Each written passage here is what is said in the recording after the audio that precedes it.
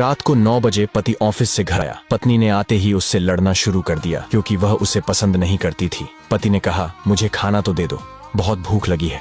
पत्नी बोली, खुद जाकर खा लो, मुझे नींद आ रही है। पति चुपचाप सुनता रहा और पत्नी पूरी रात उससे लड़ती रही। जब सुबह हुई तो पति ने कहा, मुझे नाश्ता तो दे दो। पत्नी ने गुस्से में कहा, मैं तुझसे तंग आ गई हूँ, भगवान करे तू मर जाए। पति कुछ नहीं बोला और चुपचाप ऑफिस चला गया। पत्नी अपने बच्चों को स्कूल से लेकर वापस आ ही रही थी तो उसने देखा घर के सामने भीड़ लगी हुई थी।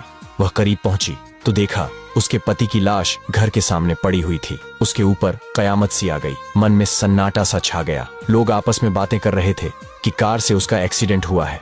पत्नी जोर से चीखने लगी और चिल्लाने लगी कि मनोज उठ जाओ, मैं अब तुमसे कभी नहीं लड़ूंगी, तुम्हें कुछ नहीं कहूंगी, मुझे कुछ नहीं चाहिए। उठो मनोज, तुम्हें भूख लगी थी ना, चलो मैं खाना देती हूँ, मुझे छोड़कर ना जाओ, उठ जाओ।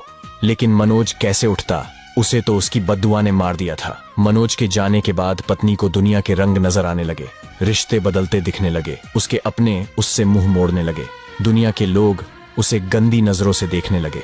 फिर कुछ दिनों में उससे उसका घर भी छीन लिया गया, जो हिस्सा उसका बनता था सासुराल वालों ने उसे दे दिया। पति के मरने के बाद उसे एहसास हुआ कि पति जैसा भी हो, चाहे पसंद का हो या नापसंद का, लेकिन औरत के सर का ताज होता है।